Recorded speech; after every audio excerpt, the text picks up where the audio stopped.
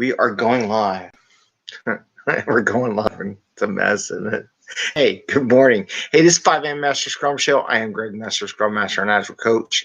It is about 8:20, so we're like 3 hours over our normal 5:20, 5:30 a.m. morning show. Still getting used to everything's a mess in my house, but what are you going to do? Anyway, we talk about Agile and Scrum in a practical and tactical way so that you can deliver value to your customer, get home to your family or friends, and adopt doggies, right? So getting used to the dogs and the whole situation and kids going to school, back to school, not school, here, home, whatever, just like everybody else on the planet Earth. So it's a never-ending adventure. Today, I won't talk about the dogs. Hopefully, you won't hear them barking because just as I was about to start shit, they decided that somebody walked by the house and they got to go and howl and everything. So cats are not happy, but they'll get used to them one day, I hope. So what do I want to talk about today? I want to talk about writing. I want to talk about thinking. And I want to talk about waste. The writing and thinking are more intertwined with each other. The waste is another thing about wasting your time. So I want to talk about those items. So I was watching a video. I still want to finish watching a video about some, if you start a new company, I want to share it too, because it's actually very agile in thought process, by the way. Start a new company. It's do you co-locate? Is it virtual? Where is it at? And all that kind of thing. And one of the terms used, which was a great term because it's something I try to instill in everybody for meeting agendas. Asynchronous communications. And what is it? Asynchronous communications is writing stuff down, right? And what he said, I like his quote. He says, I'm gonna read this. I guess I have to give it a contribution. I'll link things into it after I get the data, and I'll put it up. Writing requires thinking. Talking does not. It's a very interesting statement because we do a lot of talking in Scrum. We do our daily stand-ups. We do, presentation. We do reviews. We do all that kind of stuff. But he says writing requires thinking. Talking does not. And the thing I like to promote is to write some things down in an asynchronous communication on material beforehand. So the idea is, this is what I've been trying to teach my teams and people running meetings and stuff like that. Sometimes they don't get it. I said, well, you got to invest a little bit of time to have an effective meeting. Otherwise, you're shooting from the hip.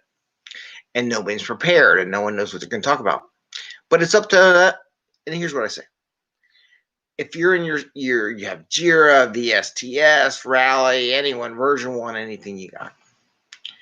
And you're going to do a refinement session. And you're going to review 10 items. Well, in the meeting agenda, when you go out there, reach out, hey, we're going to meet today. Maybe you have a continuous agenda that applies all the time. You have multiple options in your calendars. You can either reply all and say, hey, here are the 10 items we want to talk to at today's meeting.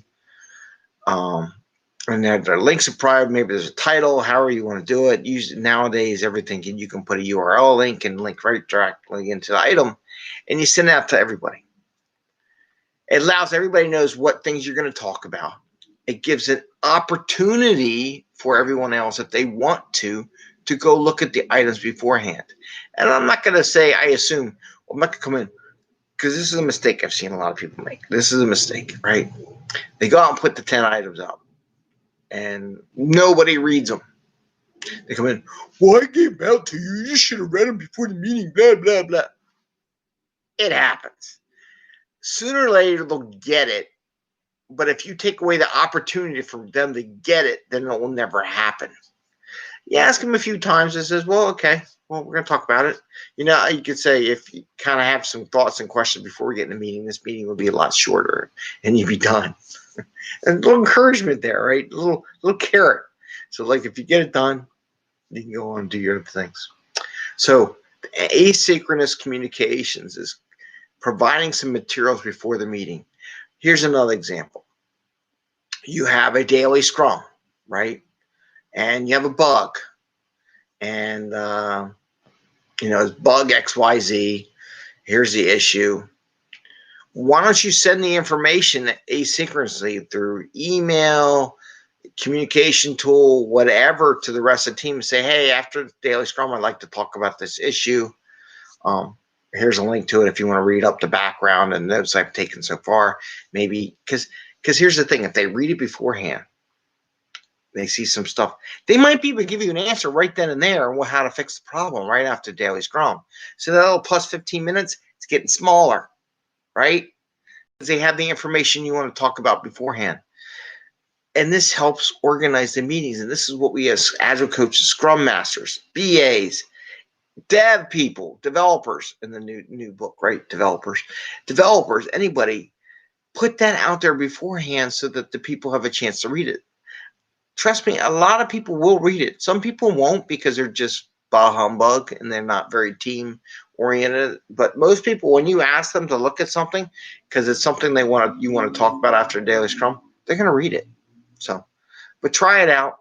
Do some more asynchronous communication, some written stuff before the meeting to prep everybody before you go. I think meetings will be better and your time will be saved. And I think people will be much happier. People don't like being caught off guard and unprepared. So then they can talk after they've thought about it. Okay.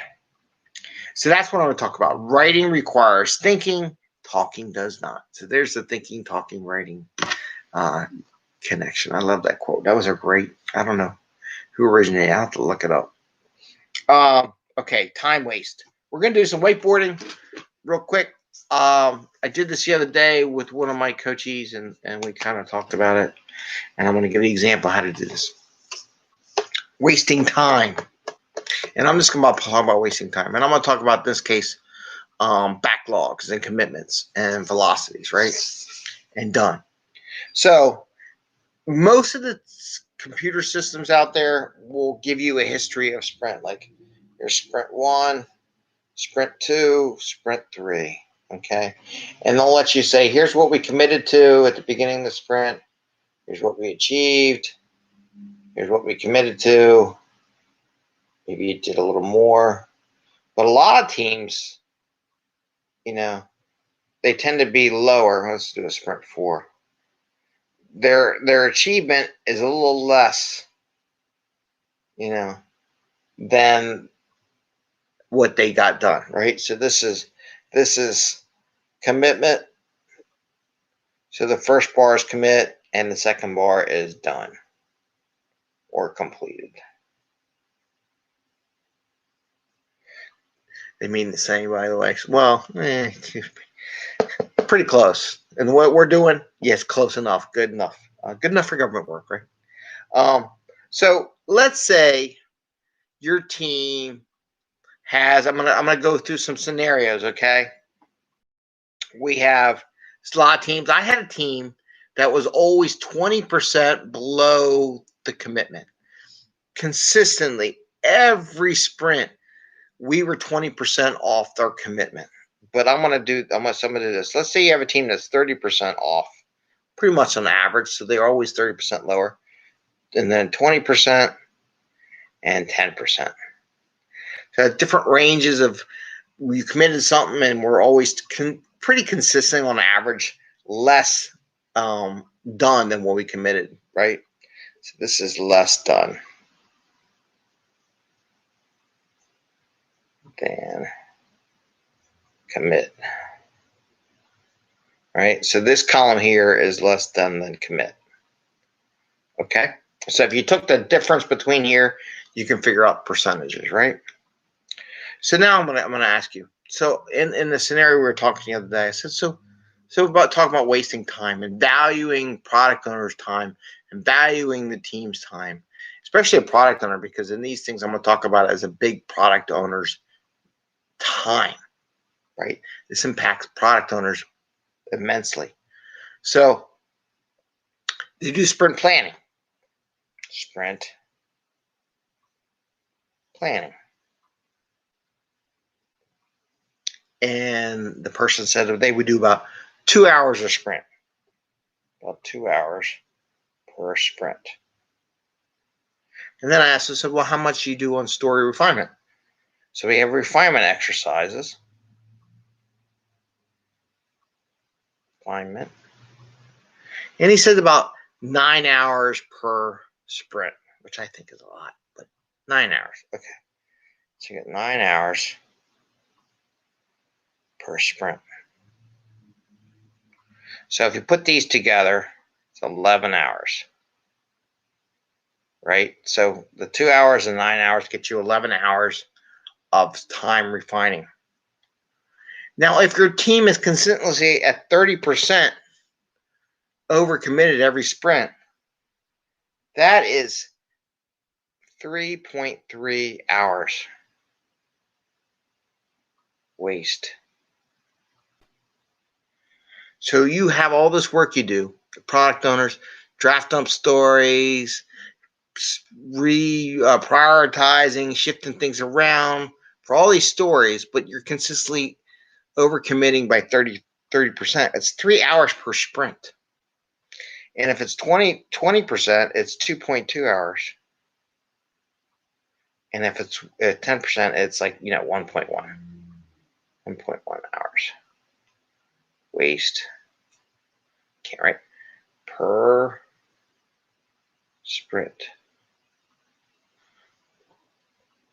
So if your commitment to done is usually these ratios, 30%, 10%, 20%, something like that on average, or any time, and you're spending 2 hours and 9 hours total, so total 11 hours per sprint, refining activities, planning stuff.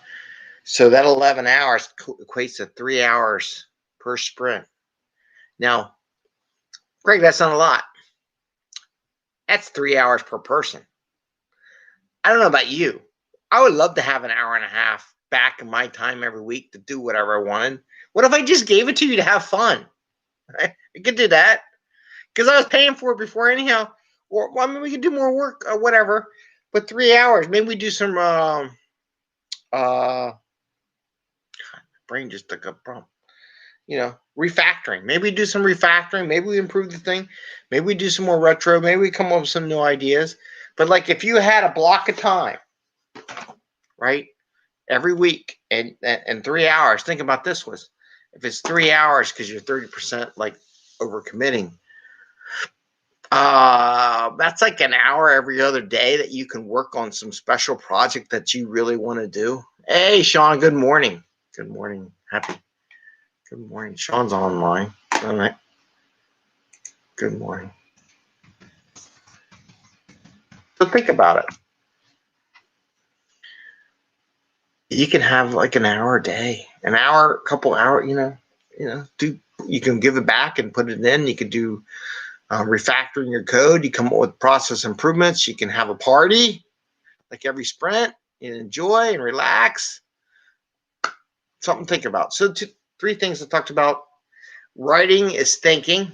So write down stuff so people can think about it before they get into talking during daily scrums, refinement sessions and all that. If you notice the trend, I'm getting right out with the wasting of time in these refinement sessions.